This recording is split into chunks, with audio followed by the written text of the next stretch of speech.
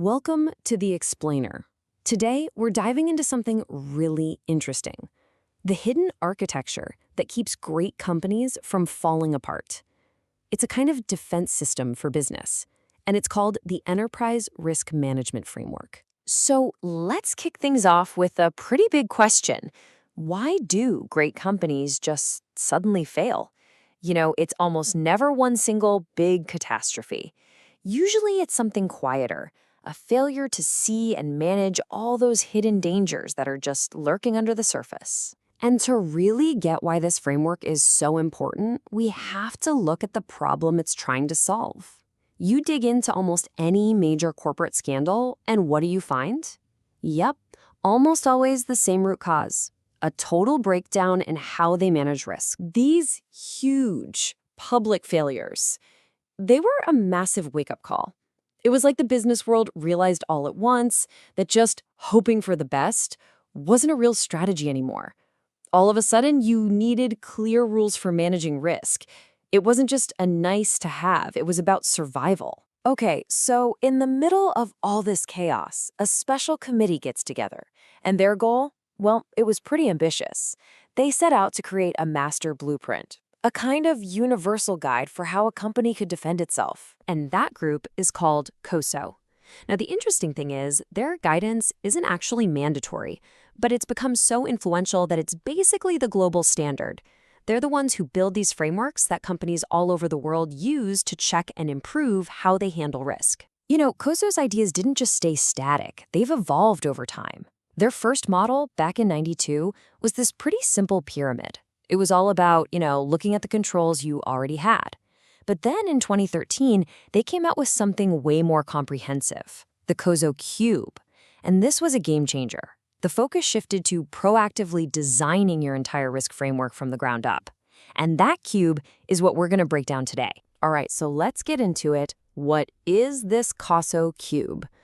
The best way to think about it isn't as some scary, complex diagram. Instead, picture a three-dimensional blueprint for a fortress. Seriously, it's a structure designed to defend the entire organization. So this cube has three sides, three dimensions. Let's start at the top. The top face is all about the why. What is the organization actually trying to achieve? This is your high-level stuff: your strategy, your operations, reporting, and making sure you're following the rules. Okay, now let's look at another side of the cube. This one represents the where.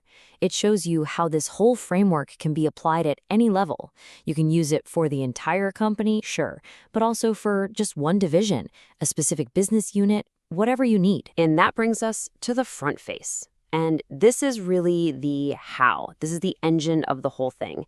It lays out the 8 key components, all interconnected, that you need to actually do this stuff and hit those objectives. So let's break down those 8 components.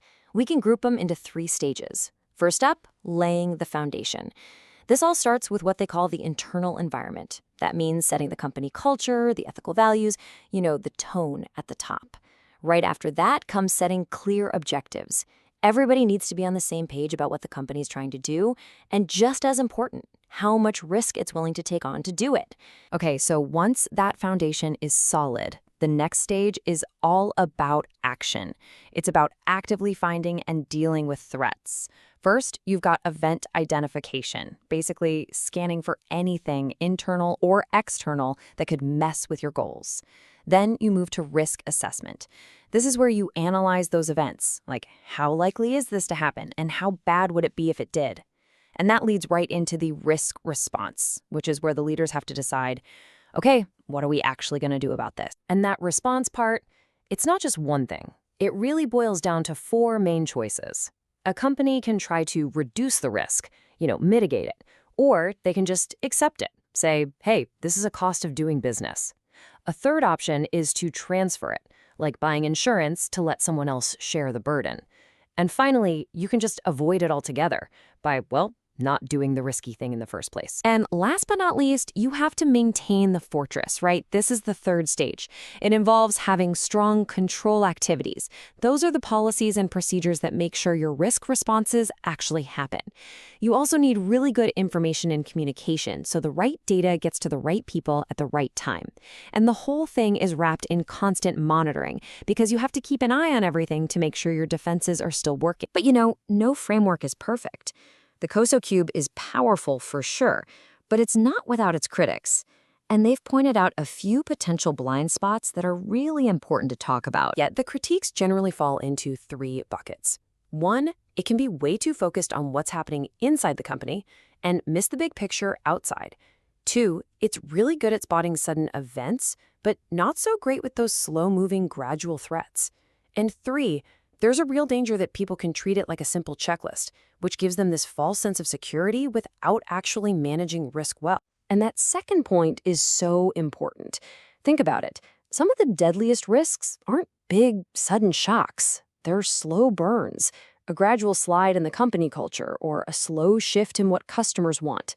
A system that's only looking for events can totally miss these things until it's way too late. But here's the thing. The people behind COSO, they listened. This framework isn't some dusty old relic sitting on a shelf. It's a living document. The committee heard these critiques and has been constantly evolving the model to keep up with the time. Case in point, in 2017, they totally reimagined the model. That static cube we've been talking about, it became a dynamic helix. And this wasn't just a cool new graphic. It was a direct answer to the critics. It was designed to show that risk management isn't a separate, check-the-box activity. It's supposed to be woven right into the DNA of the company's strategy and performance. And that evolution is still happening. I mean, just look at their recent publications. They've put out guidance specifically on today's biggest headaches: managing cyber risks, dealing with blockchain, the risks of cloud computing. This proves the framework isn't stuck in the past. It's actively trying to keep pace. So, to wrap this up, let's bring it back to you. Yeah, this framework was designed for giant corporations, but the thinking behind it, that's universal.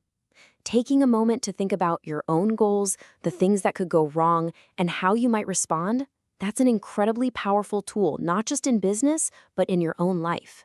Which leaves us with one final question for you to think about. What hidden risks have you overlooked?